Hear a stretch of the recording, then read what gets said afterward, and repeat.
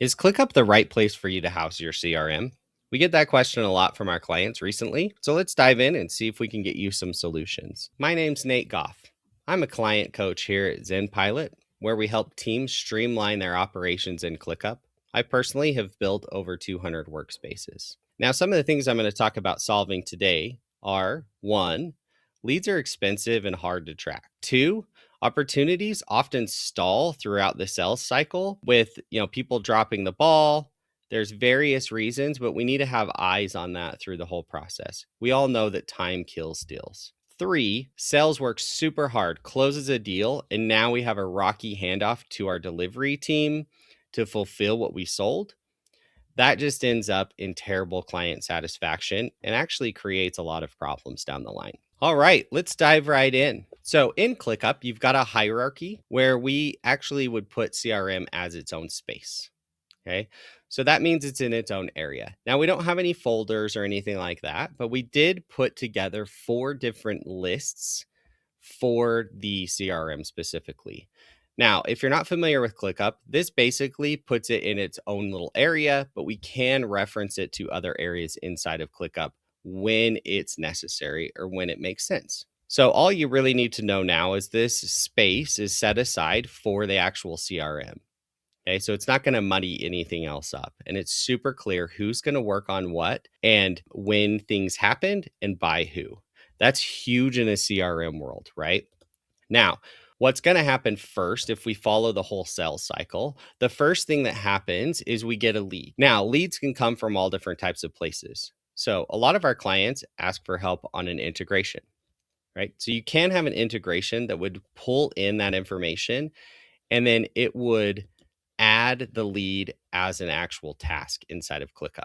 The task is something that you can follow along throughout the sales cycle. Okay. Now, as a lead comes in, you can also do it a little bit more manual, and that is using a ClickUp form. A ClickUp form, we can actually embed on our website, on different websites, anywhere that you would like to, because it's got an embed code. It's also got its own URL. So anything you put on here, people can fill it out internally or externally. Okay. The power of this form is you can decide which questions you would like to ask and make sure that you've got certain things like their email address required. Once the form is submitted, all the form does right here is actually create a task. So what can happen is new lead comes in, it alerts your SDRs, BDRs, maybe an intern, to where they know that there's a new lead. That will show up on an actual task. Now, inside of the task, anything that was filled out about that lead will fall under the custom fields, right? So maybe we asked them what their LinkedIn was. We obviously need to know their email, job title as well, phone number. We've got all these different fields that we can use, right? They can even put in their company size, right? So all of these ones, we can decide what we want to show the people who are looking at the leads on these cards. So we can show that information right up front. So the goal here is to not spend too much time on each lead. All we're trying to do is qualify the lead, right? So getting the lead to opportunity as quickly as possible saves time and it creates effectiveness within the sales cycle. Now, these leads, before we decide that we're going to actually send it over to the sales team, maybe the account executives, or even hop on that first call with a BDR or SDR, what we're going to do is we're going to say, hey, let's look at this lead and let's qualify it. Now, your qualifying of the lead could take any shape or form. You could follow whatever process you want. Your process should follow up here. So we've created one that says life cycle stage, and we go from lead to MQL, SQL, opportunity. And those are the big ones right here, right? So I could get a lead and I say, okay, oh, Michael Scott. All right, let's look into it. Okay, you know what? Maybe he's mostly qualified. I don't really know. You know what? Okay, I've actually looked everything up. This is one that we want to work on. So now we've decided this lead is actually something that needs to go on to the deal stage, right? And get inside of that sales cycle. So what we can do is we can actually have a super agent, which are awesome. We can trigger a super agent to say, hey, anytime it hits an opportunity, we really want you to do several things. Now, super agents are very smart. They can do quite a few things. What we're going to use it for this time is we're going to have it create some new tasks. So once this opportunity hits that lifecycle stage, we're going to take, or the super agent, I should say, is going to take this information that has to do with the actual person, and it's going to create a task in our contacts list with the person's information. Then it's going to take the company information, anything related to something about the company, and it's going to create a task that houses all of the company information to where the company will now have its own life cycle within ClickUp. Okay. The other thing that it will do is it will actually create a deal so that we can have the salespeople start the sales cycle and go from the very beginning all the way to close lost or close won. So that's what we've got here is the leads. Once it goes to opportunity, jumps into deals. This is where we would have the very new deal that comes through. Let's say it's Dunder Mifflin ABM retainer. So we're working on that one, right? Maybe it's in the opportunity stage at the beginning. Okay. Now we can look at the active accounts here. We can also look at accounts by lead. So maybe we break up into our salespeople, like, hey, who do we have? Where is the status on this? What's going on with it? Then we also can have like a deal board here, a Kanban board, where we can say, hey, where are we at with this? So I just said, hey, this one's an opportunity, but we may want to track how many we have the contract sent. How many have we closed won? How many are closed lost? Now we can filter this as much as we want to show current information. So we can show for the current month, how many were closed won, how many were closed lost, who were they assigned to, who was the sales lead, what is our possible pipeline happening here, because we can customize the deal stage. The deal stage up here should follow your sales process. So if you have extra steps in between opportunity and contract sent that you track some KPIs, then let's go ahead and put those in there. Right. So maybe it's like it goes opportunity, and then maybe it's a demo that they go to attend. So maybe there's a demo deal stage. And then after the deal stage of the demo, maybe there's another call that you put in there. Right. So you could have multiple stages here. Bottom line is this is how we're going to want to track our sales cycle. Now, at the beginning, when we talked about the three things, right? The second thing was tracking your opportunities and making sure there's no stalled areas, right? Like, so we can say, hey, this Dunder Mifflin one has been in here for 2 weeks now. We can have ClickUp say, hey, this one's been in here for 2 weeks. Let's not drop the ball. Okay. Now we can see it here. We can also see it in a lot of different ways because we can customize the views in ClickUp based off of what we're trying to see. Just like here with the active accounts by lead, we can see everything together for Andrew. He's got 3 different opportunities. Okay. And he can see like where they're at in the sales cycle, what's going on with them. Or if you would like, you could see it more in this Kanban board. Now, for you as like a leader, you can see your whole entire team, your whole department's pipeline. As a salesperson, we can have it to where they only see their deals. Okay. So that's the beauty of ClickUp, is really making it easy, having you be able to control the sales cycle from one area. I shouldn't have to go to a bunch of different areas to find the information. Also, with that super agent, one of the things that's very cool is if you scroll down, it tells you what's related here. So we could see that this deal is with Dunder Mifflin. I can click on Dunder Mifflin, and now all of a sudden I can see everything. I can see their address, URL, team size, all of the things to do with Dunder Mifflin. So now that I'm trying to sell a retainer at Dunder Mifflin, this may be a retainer for one department, but we might have done deals with them or contacted them, or maybe even had some closed loss deals with them in the past. So we need to make sure that we track that somehow. So how we're going to track that as a super agent when it's adding in those extra tasks, there's really those 3 areas, right? So after we get done with leads, there's really the 3 areas that we're looking at the company, right? And the company itself can have relationships with the contacts and the deals. So the contacts can be linked down here.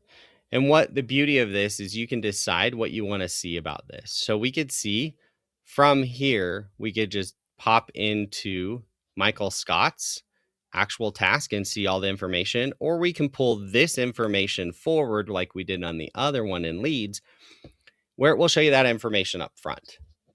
Okay. So the solve for this part is we want to have the deal have its own life cycle, be able to track it, be able to see if there's any stalled times. We can even have ClickUp automate if it's been stuck for a while. We can have it automate a notification for the sales team lead or the sales lead, right? Some reminders, things like that.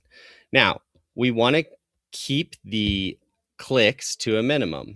So when we click on the deal, we want to be able to see what's related to it. Okay, hey, this one is actually for Dunder Mifflin. How many contacts do I have with Dunder Mifflin? Okay, I have 1 contact there. Hey, there was 2 people on my call last time. Okay, let's create another contact and let's put in their title and whatnot. And then the next time we ever deal with Dunder Mifflin, now we're building a contact list of who works there. So we could see, oh, hey, look, Michael Scott works here. Dwight does not work there, right? We could see all their phone numbers, LinkedIn, job titles, all the things, right? We can also even put notes in of when we contacted them. How did we talk to them? What are their hot buttons? What is their personality like? What do they care about? What is their budget? Like things like that, right? Like, so you can decide what goes on the contact for contact purposes, and then what actually goes on the company. Now, on the company, what we're looking for here is we can relate back any of our deals to the actual company. So when I click on a company, maybe I'm not working on leads that are coming through. Maybe I'm working on, hey, who are some of the companies we've worked in the past? And let's see if we can get another deal from them. I can pull up any company and I can look back and I can say, okay, so here's my contact, and then here is a contract. And I can actually see if it had a close date or not. We can also see if we wanted to, we could pull forward, hey, was this closed won, closed lost? What happened with this? How many times have we tried to have a contract with them? Okay. So this is trying to close the loop on, the unknown. So everything that you do, all the money you spend on the leads, we're tracking that. All the money you're spending on the deals, we're tracking that, right? Any time and effort that you've spent on any company, we're tracking that. A contact can leave companies and go to other companies and still be maybe a good prospect for you to call the new company and try to get new deals from there. How are you going to track that? Well, we would say, hey, Dwight Schrute, what company are you going to? Is it cool if we stay in contact? Dwight, sure. Hey, I'm going to this company. It's over here. I'm going to be doing the same role. Or even better, I got promoted. I'm going to be doing the role above it. Okay, great. Let's create a company task. Let's also bring Dwight over to the new company and let's try to get a deal from there. So the overall things that we're trying to solve for is time kills deals. Also, who's working on what when? We don't want to drop the ball. That costs everybody money, and it also delays deals. It affects customer satisfaction in a negative way. Now, the other thing that we talked about, or the last piece of the puzzle, is, hey, we finally get something to be closed won. Okay, great. We worked so hard on Schrute Farms. It was so difficult. We finally got everybody on board. We had, a bunch of different phone calls. Now we have to hand it off into our delivery team. Now, the beauty of ClickUp is we can do those relationships. We can already have inside of this deal all the conversations that have happened. You can attach the docs that you had for the meeting notes. You can attach links to the videos that you had for your Zoom calls or your team calls or however you called them. So you can put all this information on here. So now imagine you're on the delivery team. A new deal is closed one. You get notified by ClickUp and you're able to come into here and see the sales handoff. You're seeing all the details. You're seeing everything that you would ever want to know. And what did the salesperson have to do that was extra? Nothing. They simply just followed the deal through the process and we're taking notes about what they're saying. What are they promising? What did the client want? What are their expectations? What did we actually sell? What did the client agree to? All of those things are already in here. So now our delivery department is not starting off like with no information. They're starting off with a good, strong connection to the client because they already know what to reference on the first client interaction. Okay, so the reasons why you would want to do a CRM in ClickUp is you can connect the sales department with the delivery team, but still have them working completely different functions. Now, what we could do is have a smooth transition from the sales team to the delivery team and increase customer satisfaction. If we start from the beginning of this, we can take our leads and we can see where are we getting our leads? Are they effective? Are they worth the money?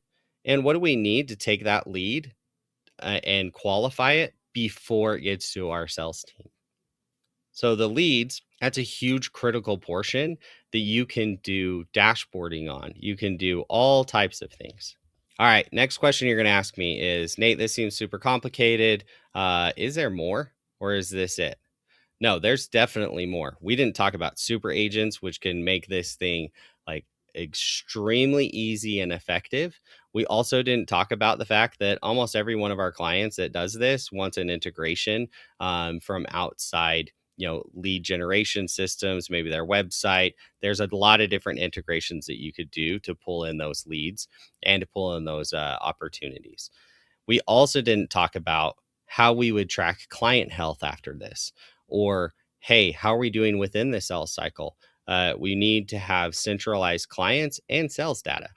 We also need to have reporting and dashboards. All right. If you'd like to book a call with us, go to zenpilot.com/call. Also, don't forget to subscribe. If you have a question, go ahead and leave a comment on this video. We're more than happy to help out.